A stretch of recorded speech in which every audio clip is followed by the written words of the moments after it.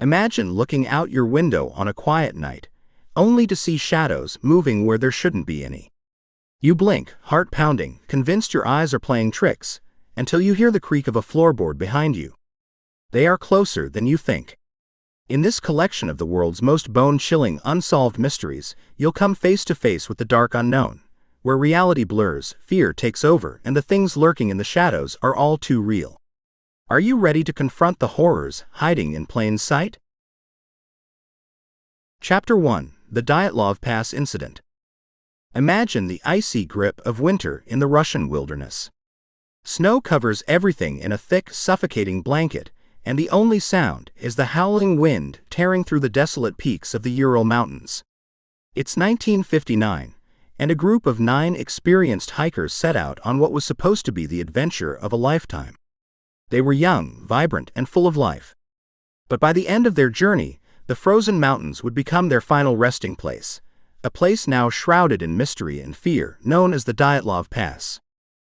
The story begins with Igor Dyatlov, a 23-year-old engineering student, leading his team of fellow students and graduates from the Ural Polytechnic Institute on a skiing expedition to reach Otorten Mountain. These were no amateurs. Each member of the group had extensive experience in hiking and skiing, with the determination to complete the Level 3 trek, the most challenging classification in Soviet hiking. But somewhere along the way, something went terribly wrong. When the group failed to return as planned, a search party was dispatched. On February 26, 1959, rescuers stumbled upon the hikers' campsite at a location now known as Dyatlov Pass.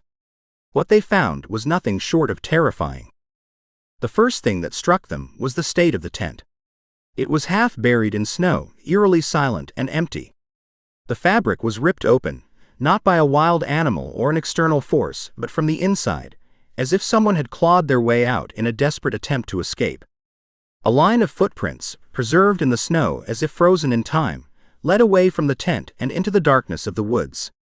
The tracks were oddly orderly, not scattered or panicked, indicating that the hikers had walked, not run, into the night, barefoot or wearing only socks in sub-zero temperatures. The searchers followed these prints down a slope to the edge of the forest, nearly a mile away. There, beneath a tall cedar tree, they found the first bodies, Yuri Doroshenko and Georgy Krivonishenko. They were almost naked, dressed in nothing but their underwear, and their hands and feet were severely frostbitten. The branches of the cedar were broken up to a height of 5 meters, as if one of them had frantically tried to climb the tree, either to escape something, or to get a better view of whatever horror was approaching. The snow around them was trampled, showing signs of a desperate struggle. And yet, no obvious injuries explained their deaths. They had simply succumbed to the bitter cold. Or had they?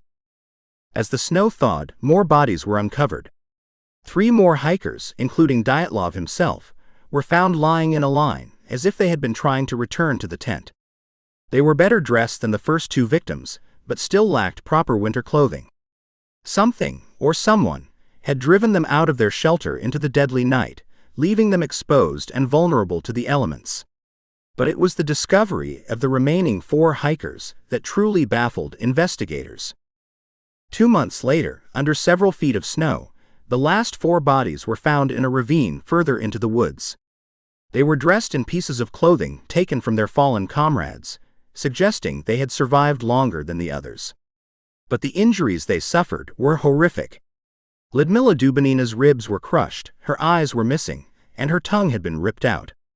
Nikolai Thibeaux-Brunel's skull was cracked open, as if struck by a tremendous force. Yet there were no external wounds, no bruises or cuts to indicate what could have caused such damage. It was as if they had been crushed by an immense pressure from within. To make matters even stranger, traces of radiation were found on some of their clothing, raising questions that still have no answers. What could have happened to these 9 healthy young hikers to drive them into such a frantic state? What force could inflict such brutal injuries without leaving a mark on the skin?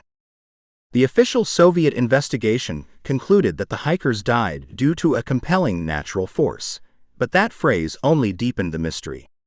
Theories have since swirled, each one more unsettling than the last. One theory suggests that an avalanche might have struck the tent, forcing the hikers to cut their way out and flee into the cold. But if that were the case, why did they not attempt to return to the tent after the danger had passed? And why were there no signs of an avalanche in the area? Others speculate that the group may have been victims of a secret military experiment. The area around Dyatlov Pass was known to have had missile tests during that period. Could the hikers have stumbled upon something they shouldn't have? Some eyewitnesses reported seeing strange orange orbs in the sky around the time of their deaths, and several of the bodies had burns or charred clothing. Could these have been caused by some experimental weapon or rocket?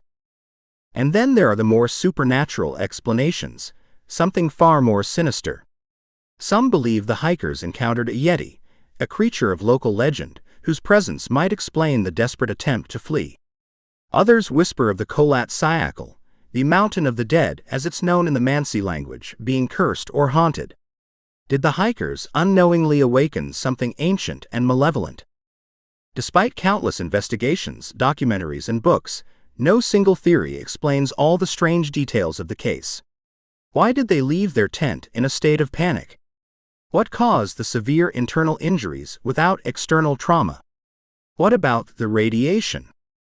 The Dyatlov Pass incident has become one of the greatest unsolved mysteries of the 20th century, an enigma that refuses to let go of its secrets.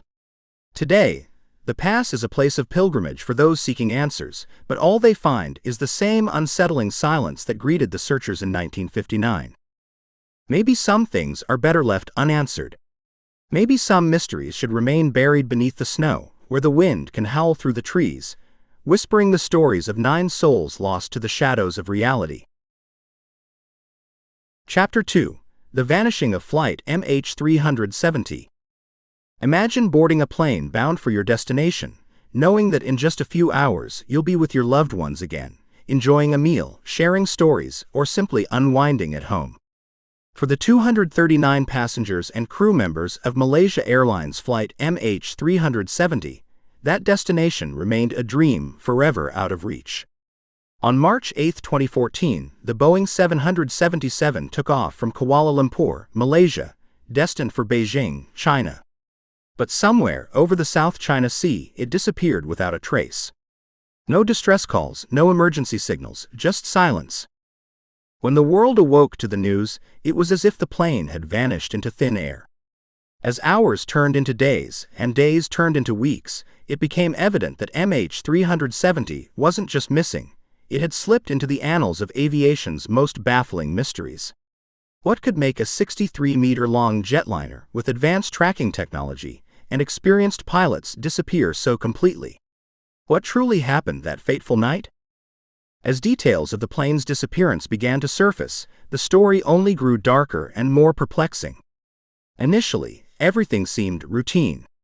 The aircraft took off at 12:42 a.m. local time and smoothly reached its cruising altitude of 35,000 feet. The pilots, Captain Zahari Ahmad Shah and First Officer Farik Abdul Hamid, were seasoned and well-respected. But then, something inexplicable happened. At 1:19 a.m., Captain Zahari's voice transmitted the final words from the cockpit, "Good night, Malaysian 370." Just 2 minutes later, as the plane was handed off to Vietnamese air traffic control, the aircraft's transponder suddenly shut off, rendering it invisible to civilian radar. MH370 swerved sharply off its intended path and banked west, deviating drastically from its flight plan. The plane continued flying for over 6 hours, zigzagging across the southern Indian Ocean, before plunging into the depths. But why? What could compel an experienced pilot to make such a dramatic deviation, without any explanation? Theories abound, ranging from mechanical failure to more sinister possibilities like hijacking or deliberate sabotage. Yet, each theory seems to leave more questions than answers. Some believe the pilots were incapacitated, and the plane flew on autopilot until it ran out of fuel. Others point to the possibility of a deliberate act by Captain Zahari, who, some say, may have been grappling with personal issues. Was it a calculated murder-suicide? Or did someone else take control of the plane? The cockpit voice recorder and flight data recorder, the infamous black boxes, could have provided answers, but without them, speculation continues to run wild. What makes MH370's disappearance even more unsettling is the chilling reality that it's not the first case of an aircraft vanishing without a trace.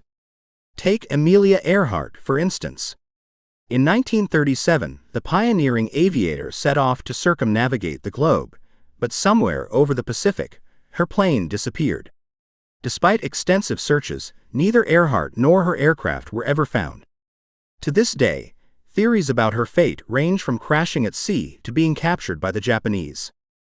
And who can forget the Bermuda Triangle, that eerie stretch of ocean known for swallowing ships and planes? The disappearance of Flight 19 in 1945, a squadron of 5 U.S. Navy bombers, remains one of the Triangle's most enduring mysteries. The planes, along with their 14 crew members, simply vanished during a training mission, their last messages garbled and desperate, describing compass malfunctions and strange phenomena. To this day, the Bermuda Triangle has become synonymous with inexplicable disappearances. But MH370 wasn't crossing a mysterious region or attempting an unprecedented flight. It was on a well-traveled route, equipped with modern technology and carrying passengers who had no inkling of the nightmare that awaited them. The days following the disappearance saw a global search effort on an unprecedented scale. Countries came together, deploying ships, planes, and satellites, scouring thousands of miles of ocean. Families of the missing waited with bated breath, clinging to hope, only to be met with crushing disappointment time and time again. For the families, the not knowing was the worst part. Picture sitting at home, staring at a phone that never rings and waiting for news that never comes. The lack of closure is a wound that never heals. Some relatives still leave the porch light on, just in case. Others refuse to move houses or change phone numbers, haunted by the hope that one day, somehow, their loved ones might still come home. It's a cruel kind of limbo, suspended between grief and hope, unable to say goodbye. Imagine the psychological toll, the unanswered questions that fester and gnaw at the soul. The what-ifs that swirl endlessly in the minds of those left behind. Was it an accident? Was it deliberate? Were their final moments filled with terror, or were they mercifully unaware? Without bodies to mourn, without a plane to recover, the bereaved are denied the simplest act of closure, knowing for sure what happened to their loved ones. As the world grappled with the uncertainty, a breakthrough seemed to come in July 2015, when a piece of aircraft debris washed ashore on Réunion Island, thousands of miles from the plane's last known location. The piece, a flaperon from a Boeing 777, was confirmed to be from MH370. Yet, instead of providing answers, it raised even more questions. How did it end up so far from where the plane was believed to have crashed? And why has no other significant debris been found in the years since? Search efforts, costing hundreds of millions of dollars, were eventually called off in 2017, leaving behind a legacy of frustration and unanswered questions. For many, it felt like giving up. For others, it was a grim acknowledgement that the ocean had swallowed its secrets whole. Today, MH370's disappearance continues to haunt our collective imagination. Every few years, a new theory emerges, each more fantastical than the last. From espionage to UFO abductions, the absence of concrete evidence allows for the wildest speculations to thrive. In an age where technology allows us to track everything from our lost smartphones to satellites orbiting the Earth, the fact that a commercial airliner can still disappear so utterly defies comprehension. The story of MH370 is not just about a missing plane, it's about the fragility of human life and the disquieting realization that even in our hyper-connected world, there are still places we cannot see, events we cannot control, and mysteries we cannot solve. It's a reminder that sometimes, despite all our advancements, we are still at the mercy of the unknown, left only with the unsettling question, how can something so large, carrying so many lives, simply vanish? Chapter 3: Encounters with the Mothman. Picture a quiet, unassuming town nestled on the banks of the Ohio River. Point Pleasant, West Virginia, home to friendly folks, mom-and-pop stores, and the kind of place where everyone knows everyone else's business. That's how it was in the 1960s, a community where people felt safe, where the biggest news was who won the high school football game. But in November 1966, something strange began lurking in the shadows, a creature so bizarre and terrifying that it changed the town forever. They called it the Mothman. It all started on the night of November 15th, when two young couples, Roger and Linda Scarberry and Steve and Mary Millette, decided to go for a drive around the old TNT area, a deserted industrial site left over from World War II. The area was overgrown, dotted with abandoned buildings and crumbling bunkers, a perfect place for kids to hang out and stir up some harmless trouble. But that night, what they encountered was anything but harmless. As they drove past one of the dilapidated buildings, Linda noticed something lurking in the shadows. Her scream cut through the darkness like a blade. "Look," she yelled. The others turned and saw it too, a pair of glowing red eyes staring at them from the darkness, attached to a huge winged figure. It stood at least 7 feet tall, with broad wings folded against its back.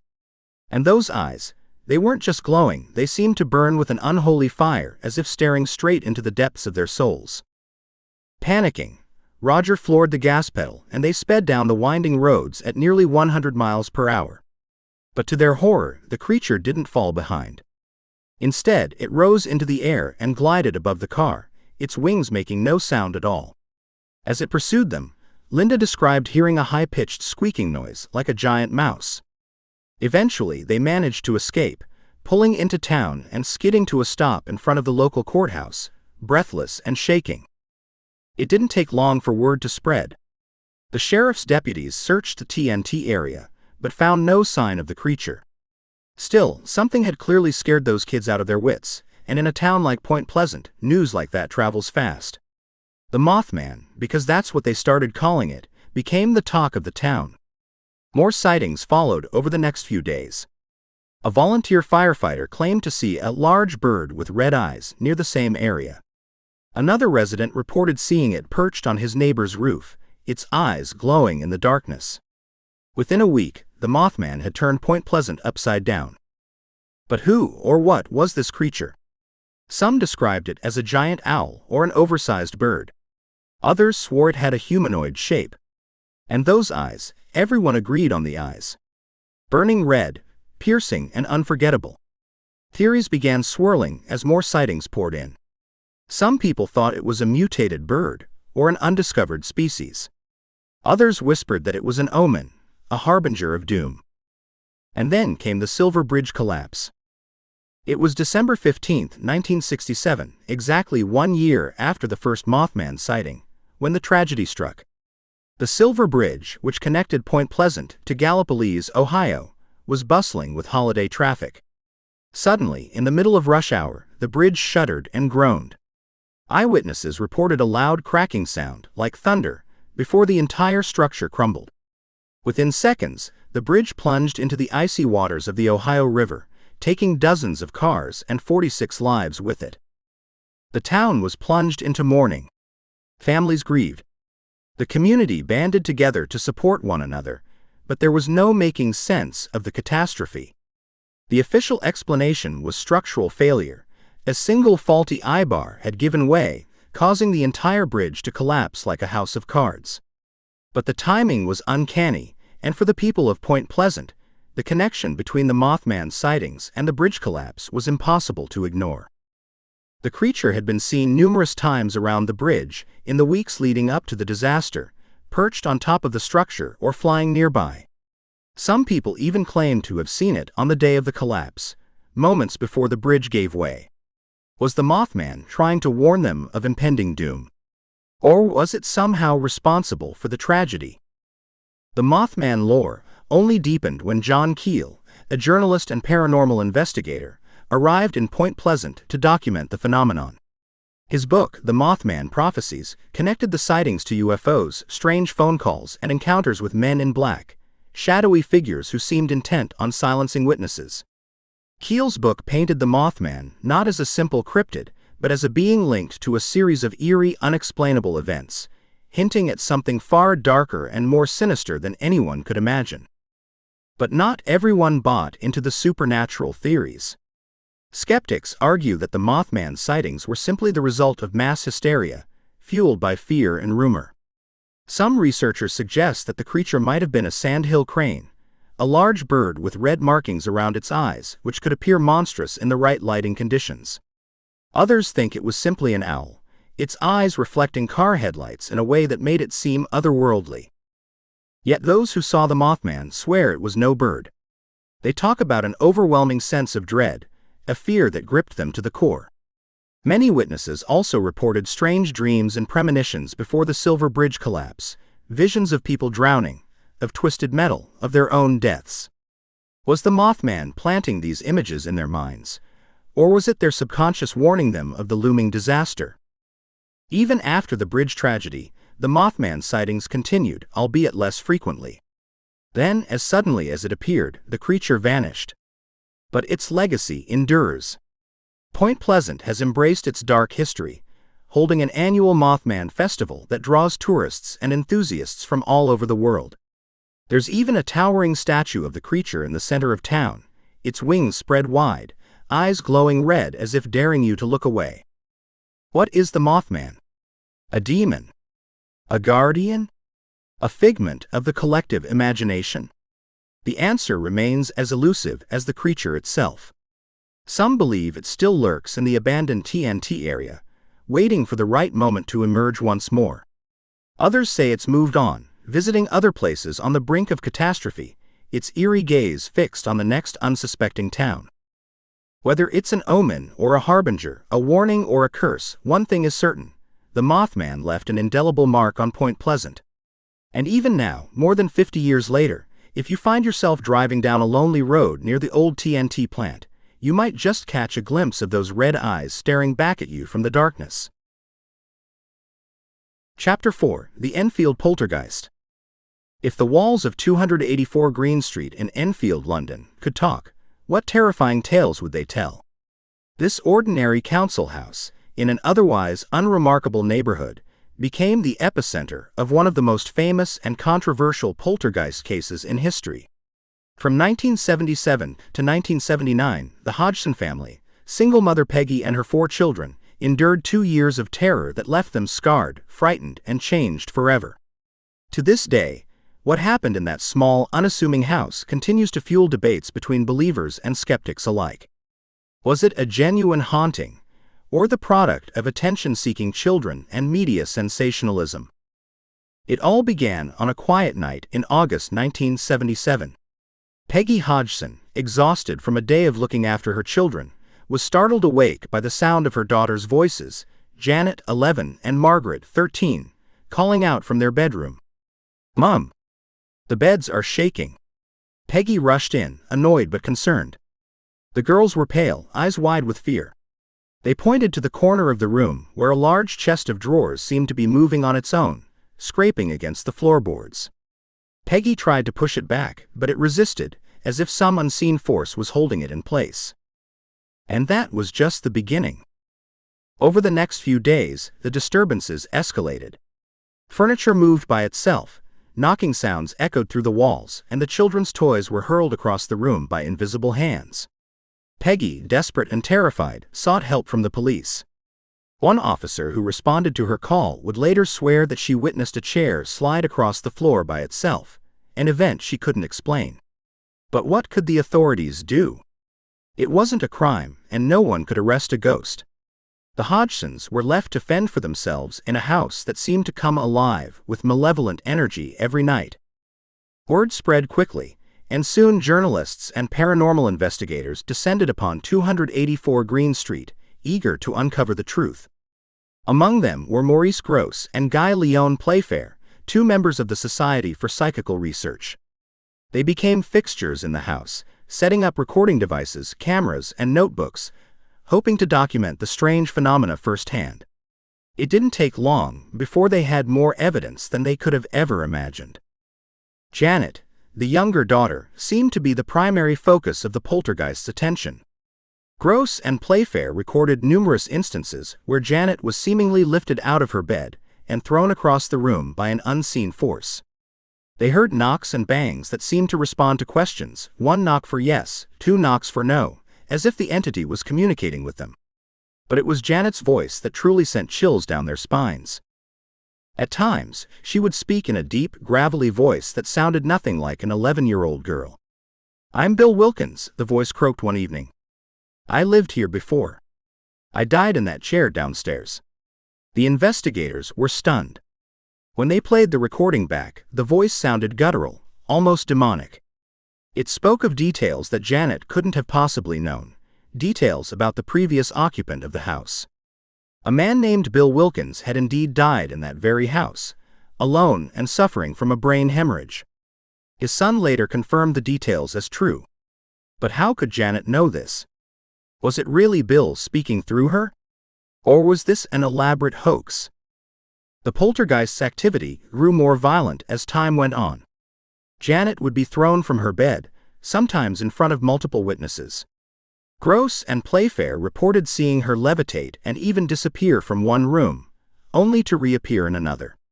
One night, the entire family was awakened by a loud crash and rushed into the living room to find that the fireplace had been ripped from the wall. Chillingly, marbles and small objects would appear out of thin air, flying across rooms and hitting walls with a force that defied explanation. Skeptics, of course, had a field day. Some suggested that the girls, especially Janet, were playing tricks, throwing objects when no one was looking, pretending to be possessed to get attention. And it's true that Janet was caught bending spoons and faking some incidents when she thought no one was watching. But was that enough to dismiss the entire case as a hoax? Gross and Playfair maintained that while some events could be attributed to mischief, many of the phenomena they witnessed simply couldn't be explained away. As news of the haunting spread, the Hodgson house became a media circus. Reporters camped outside, hoping to catch a glimpse of the paranormal. Television crews filmed interviews with the family, capturing moments where Janet seemed to go into a trance, speaking in that unnerving voice again. "This house is mine," the entity would proclaim, and the temperature in the room would drop, breath visible in the cold air. Neighbors reported seeing Janet and Margaret through the windows, seemingly thrown about the room or talking to thin air. Even hardened skeptics admitted there was something deeply unsettling about the whole affair. It was as if the very atmosphere around the house had turned thick with tension, suffused with a malevolent presence that toyed with everyone who entered. Eventually, the activity began to wane. By 1979, the poltergeist seemed to have grown tired of tormenting the Hodgsons, and the disturbances faded away. The family tried to move on, but the events had left a permanent mark on them. Janet, in particular, suffered the consequences. She was ridiculed at school, labeled as a troublemaker, and even now, decades later, she remains haunted by those terrifying 2 years. In interviews as an adult, Janet has stated that while some of the incidents were exaggerated, much of what happened was real. She insists that she wasn't responsible for the most frightening events, that something truly malevolent had taken over their home and their lives. To this day, she can't fully explain what happened, but she knows that it wasn't just childish pranks. The Enfield poltergeist case remains one of the most well-documented hauntings in history, with hundreds of hours of audio recordings, photographs, and eyewitness testimonies. But whether it was a genuine case of paranormal activity or an elaborate hoax is still up for debate. Skeptics argue that Janet's confessions of faking some incidents undermine the credibility of the case, while believers point to the sheer volume of evidence and eyewitness accounts as proof that something truly terrifying was at play. In the end, the Enfield poltergeist is a chilling reminder that sometimes the most ordinary places can become the stage for the extraordinary. And whether you believe in ghosts or not, one thing is for sure: something or someone turned the Hodgson family's world upside down in that little council house on Green Street. And whatever it was, it left behind a legacy of fear that still lingers in the very walls of that house, whispering to anyone who dares to listen. Chapter 5: Mysteries of Skinwalker Ranch. In the desolate backcountry of northeastern Utah, hidden among the dusty plains and jagged cliffs, lies a place shrouded in mystery and dread. Known as Skinwalker Ranch, this 512-acre property has become infamous as a vortex of paranormal activity, a place where the boundaries between reality and the unknown blur. For decades, strange lights have danced in the sky, livestock have been mutilated in grisly and inexplicable ways, and creatures that defy belief have roamed the land. It's a place where even the most hardened skeptic might find themselves questioning what's possible. The story of Skinwalker Ranch begins with the Ute and Navajo tribes, whose oral traditions tell of the Skinwalker, a malevolent shape-shifting witch capable of taking on the form of animals and humans alike. This creature, driven by dark magic and hatred, is said to curse the land and terrorize those who dare to encroach upon it. While many dismiss these stories as folklore, events at Skinwalker Ranch have since suggested that there may be more truth to these legends than anyone could have imagined. The modern-day tales of Skinwalker Ranch came to light in the mid-1990s, when Terry and Gwen Sherman bought the ranch, intending to start a quiet pastoral life. The family quickly realized they were not alone.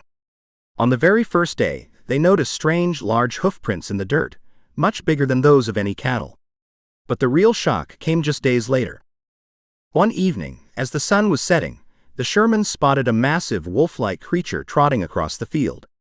This wasn't an ordinary wolf, it was unnaturally large, with piercing eyes that seemed to radiate an unsettling intelligence. The creature approached calmly, almost curiously, despite the family's barking dogs. As it neared, Terry noticed something even stranger. It seemed unafraid. It walked right up to the family, towering over the livestock, and latched its powerful jaws around the head of a calf. Terry, in a panic, fired his rifle at point-blank range. The wolf didn't flinch, didn't yelp, nothing. Shot after shot, it remained unfazed. Finally, the creature released the calf and casually sauntered off into the woods, leaving behind no blood, no footprints, and no evidence it had even been there. But that was only the beginning.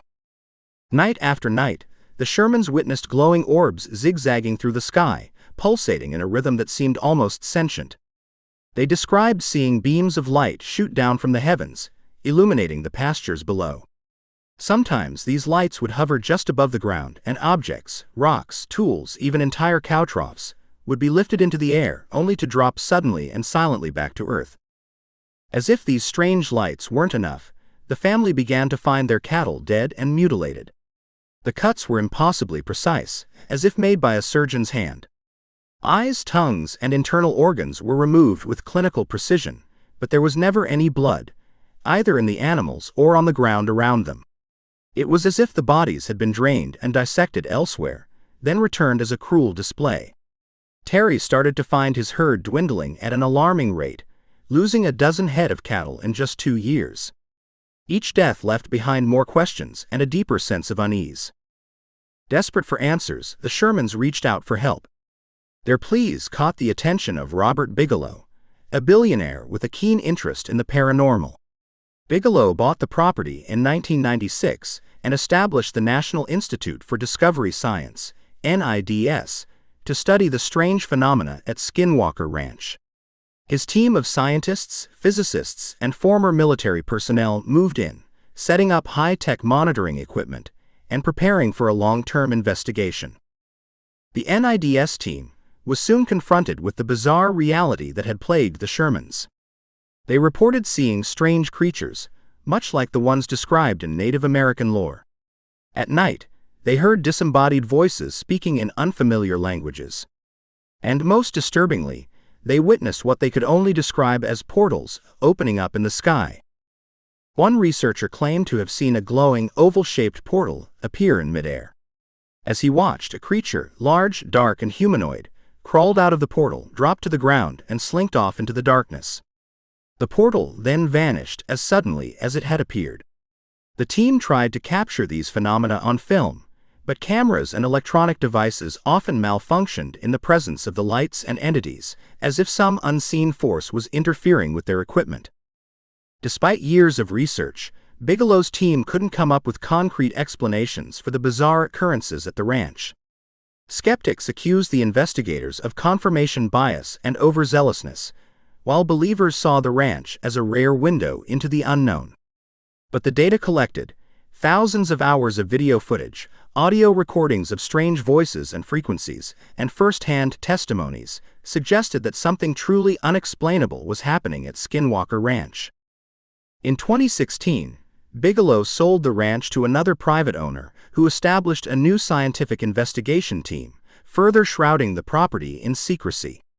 This new group, working under the banner of the Advanced Aerospace Threat Identification Program, a government-funded initiative, aimed to study potential threats from unidentified aerial phenomena. This involvement raised eyebrows. What could the government want with a place like Skinwalker Ranch? Was there something there they knew about but weren't sharing? Since then, reports from Skinwalker Ranch have only become stranger. Residents and investigators alike have spoken of time distortions, where they lost hours or entire days, only to reappear miles from where they'd last been. Some claim to have witnessed creatures that defy logic, enormous dog-like animals that vanish in plain sight, or shadowy figures lurking just at the edge of vision. Today, Skinwalker Ranch remains one of the world's most enigmatic locations, a place where the paranormal and the unexplained collide. The government's involvement and the secrecy surrounding the current research have only fueled speculation. Is it a portal to another dimension? A testing ground for advanced technologies? Or something even more sinister, an interdimensional way station where beings beyond our comprehension slip in and out of our reality? Whatever the truth is, one thing is certain: Skinwalker Ranch is no ordinary piece of land. It's a place that resists understanding, where the fabric of reality itself seems to be stretched thin, revealing a glimpse of something far darker and more inexplicable than we're prepared to face. And the question remains: what, if anything, is watching us from the other side? Chapter 6: The Hinterkaifeck Murders. Imagine a lonely farmstead, surrounded by dense Bavarian woods, isolated from the nearest village by a stretch of dark, muddy road. It's the kind of place that feels haunted by its own solitude, a place where whispers and shadows seem to cling to the walls. This was Hinterkaifeck, a small farm situated in the rural countryside of Germany, and the setting of one of the country's most chilling unsolved mysteries. It was here, on a cold March evening in 1922, that an entire family, 6 people, including a 7-year-old girl, were brutally murdered. What makes the Hinterkaifeck murders so terrifying isn't just the savagery of the crime, but the strange, eerie events that led up to it, and the sinister clues left behind by the killer. Andreas Gruber, the patriarch of the family, was known around the village as a strict and difficult man. The farm was shared by his wife, Kazilia, his widowed daughter, Victoria, and her 2 young children, little Kazilia and 2-year-old Joseph. The family kept mostly to themselves, preferring the company of their livestock to that of the townspeople. It was an ordinary, albeit isolated, existence, until strange things began to happen. In the months leading up to the murders, Andreas mentioned to neighbors and friends that he had noticed peculiar things around the farm. Footsteps in the snow, leading from the edge of the forest up to the back door of the house, and then stopping abruptly as if someone had vanished into thin air. A set of keys went missing, but the family found no signs of a break-in. Andreas even told a neighbor that he'd heard strange noises coming from the attic, footsteps shuffling in the dead of night. When he went to investigate, he found nothing but dust and silence. No one took his stories seriously. They brushed it off as the old man's imagination, saying he was just paranoid or hearing things. But Andreas's unease grew.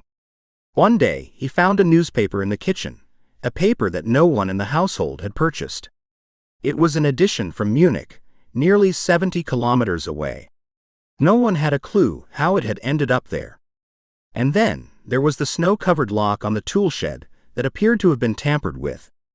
Despite these unsettling signs, Andreas refused to go to the police. Then, on the evening of March 31, 1922, something horrible happened. Neighbors became concerned when the family didn't show up for church services that Sunday. Little Kazilia hadn't attended school either. The mailman noticed that their post was piling up, untouched. Finally, a few locals decided to go check on the family. What they discovered inside the Gruber home was a scene straight out of a nightmare. The barn door creaked open, revealing a thick blanket of silence. 4 bodies were stacked atop one another, covered in hay. Andreas, Kazilia, Victoria, and little Kazilia had been bludgeoned to death. Their skulls were shattered, as if by some powerful heavy tool. But that wasn't the worst part. The investigators determined that they hadn't been killed immediately.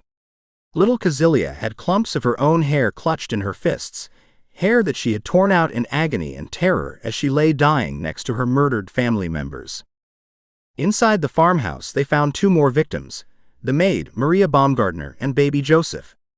Maria had only arrived at Hinterkaifeck a day earlier to start her new job, completely unaware that she had just entered a death trap. She lay in her bed, blood staining the walls around her. Joseph's small, fragile body was found in his cot, his head crushed like the others. The police arrived and immediately recognized that this wasn't a typical crime. The brutality of the murders suggested a rage-filled attack, but there were no clear motives. There were no signs of robbery. Money and valuables were left untouched. Stranger still, it appeared as if the killer had stayed at the farm for several days after the murders. Food had been eaten from the pantry, and neighbors reported seeing smoke rising from the chimney in the days following the massacre. Livestock had been fed, and the dog tied up outside appeared to have been cared for. Whoever the murderer was, they hadn't just killed the Gruber family, they had moved in and made themselves at home amidst the carnage. Despite the thorough investigation, the police found little evidence that could lead them to a suspect. The murder weapon was never found, though it was believed to be a heavy mattock or farm tool which matched the injuries.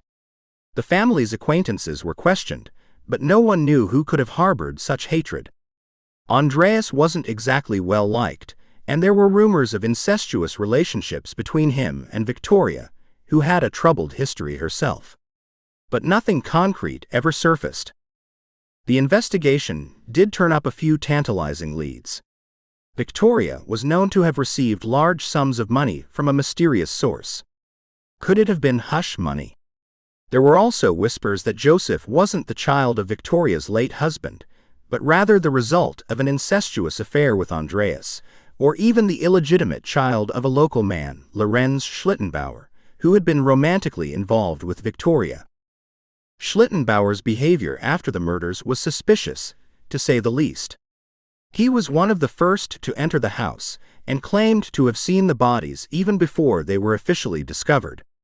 He walked through the crime scene casually, touching and moving things as if he were familiar with the place. But despite his odd demeanor, there was no direct evidence linking him to the murders. Over the years, new theories emerged, each one more disturbing than the last. Some suggested a drifter had taken refuge in the attic, living among the Grubers unnoticed for weeks before finally striking. Others believed it was an act of revenge, carefully planned and executed by someone with a deep, personal grudge. And then there are those who think the Gruber farm was cursed, a dark, malevolent presence that drove someone mad enough to commit the atrocity. But no matter how much time has passed, the Hinterkaifeck murders remain a chilling enigma. The farm itself was torn down in 1923, a year after the crime, but the land still feels tainted. Visitors to the site report an overwhelming sense of dread, as if the ground itself remembers the horror that unfolded there. Locals say the forest around Hinterkaifeck is unnaturally quiet, as if even the birds and animals know to stay away. The case files remain open, unsolved, and every few years a new investigator or amateur sleuth takes up the challenge of cracking the mystery. But it's as if the darkness that enveloped Hinterkaifeck has swallowed the truth whole, burying it forever in the blood-soaked soil of that lonely farmstead. Whoever, or whatever, committed the crime got away with it, leaving behind only the echoes of terror and a question that will never truly be answered. Who killed the Gruber family and why? Chapter 7. The Oakville Blobs Phenomenon. Imagine waking up to find that the world outside your window has turned into something out of a science fiction nightmare. You look out and see not just rain, but something strange, something that shouldn't exist. Blobs. That's right. Globs of translucent gelatinous goo spattered across your lawn, coating your car, and dripping from the branches of trees like something straight out of the Blob. This isn't a scene from a horror movie. It's what happened in the quiet town of Oakville, Washington, in the summer of 1994. It all began on August 7th, around 3 a.m., when a heavy rainstorm swept over the small rural town. But as the residents of Oakville peered through their windows or stepped out onto their porches that morning, they noticed something very odd. This wasn't regular rain. Instead of the usual droplets, small gelatinous blobs about the size of rice grains splattered across the ground, rooftops, and streets. The blobs were translucent, sticky, and covered everything in sight. It wasn't long before people began to wonder, what on earth was falling from the sky? And then, things got even weirder. Within hours, people began getting sick. At first, it was just a few individuals, complaining of dizziness, nausea, and difficulty breathing. But soon, more residents started to show similar symptoms. Healthy adults found themselves bedridden with flu-like symptoms that came out of nowhere. Even animals, dogs, cats, and birds, fell ill, their behavior becoming erratic and lethargic. People reported seeing their pets vomiting or drooling excessively after coming into contact with the strange goo. But what really terrified the locals was that no one knew what the substance was, where it came from, or why it seemed to be making people sick. One of the first residents to notice the blobs was a woman named Dottie Hearn. Dottie was a respected member of the community, not prone to exaggeration or wild tales. She stepped outside to investigate the mysterious rain and noticed the blobs all over her porch. Curious, she touched one and found it sticky, cold, and strangely unyielding. Shortly after, Dottie began to feel dizzy and weak. Her daughter found her sprawled on the floor, barely conscious, and rushed her to the hospital. Doctors were baffled. They couldn't explain Dottie's sudden illness, and the lab tests didn't yield any clear answers. The substance didn't match anything they'd seen before. It wasn't plant, animal, or human in origin. It was something entirely unknown. As word spread, more residents came forward with similar stories. Samples of the blobs were collected and sent off for analysis. What the lab technicians found, or rather didn't find, added to the confusion. Under the microscope, the blobs appeared to contain a complex matrix of cells, almost as if they were biological in nature. But there was no DNA, no identifiable markers that linked them to any known organism. It was as if the blobs were alive, but not alive. The term biological nightmare was whispered among those working on the case, but the samples remained stubbornly enigmatic. And then, the theories started. One of the most widely circulated explanations suggested that the blobs were the remains of jellyfish, shredded and dispersed into the atmosphere by military bombing runs conducted offshore. This theory posited that the air currents carried the jellyfish remnants inland, where they eventually rained down over Oakville. But skeptics quickly pointed out that it would take an absurdly large amount of jellyfish to produce the volume of blobs seen across the town. Plus, how could shredded jellyfish cells have caused such widespread illness? Another popular theory was that the blobs were the result of some kind of military experiment gone wrong. Oakville residents claimed that during the days leading up to the mysterious rain, they had noticed increased military aircraft activity in the skies above the town. There were reports of low-flying planes crisscrossing the area at odd hours. Could it have been some kind of biological warfare test? An experiment to see how an unknown agent might affect a civilian population. The military, of course, denied any involvement. They brushed off the idea as ludicrous and assured the public that there were no ongoing experiments in the area. But for the people of Oakville, the timing seemed too perfect to be a coincidence. And the fact that no concrete answers were provided only fueled suspicions. A third and even more sinister theory emerged, suggesting that the blobs were connected to undisclosed government research, possibly involving microorganisms or genetically engineered agents designed to test responses in rural communities. Was Oakville chosen as an unwitting test site? The lack of transparency and the eerily rapid disappearance of official interest in the case raised red flags for those who believed the government was hiding something. After weeks of analysis, the initial lab samples of the blobs mysteriously disappeared. It was as if someone, somewhere, decided that the less said about the Oakville blobs, the better. The residents were left with only their memories of that strange, gelatinous rain, and the lingering questions that had no answers. In the months following the incident, the blobs fell again. Not once, not twice, but 5 more times over a 3-week period. Each time, the same symptoms flared up: dizziness, nausea, and even temporary memory loss. One resident recalled losing nearly 2 hours of time after coming into contact with the blobs, only to wake up, standing in the middle of his kitchen with no memory of how he got there. Despite the repeated appearances, no satisfactory explanation was ever found. The blobs eventually stopped falling, but the scars they left behind, both physical and psychological, remained. The town of Oakville was forever changed, its people now wary of the skies above. To this day, the Oakville blobs remain one of the most bizarre and unsettling unsolved mysteries in American history. So what were they really? Remnants of a jellyfish airlift gone awry? A secret government test gone horribly wrong? Or something far stranger, a phenomenon that defies categorization or comprehension? Even now, decades later, no one knows for sure. The samples are gone, the analysis inconclusive, and the truth, whatever it is, remains out of reach. But on dark, rainy nights, when the sky seems just a little too heavy and the air crackles with something indefinable, people of Oakville still cast nervous glances outside. What if it happens again? What if the blobs return? And what if, next time, they bring something far worse with them? Because whatever rained down on Oakville that summer's night, one thing is certain: it wasn't just rain. And whatever it was, it left behind more than just questions. It left behind a legacy of fear and uncertainty that refuses to wash away.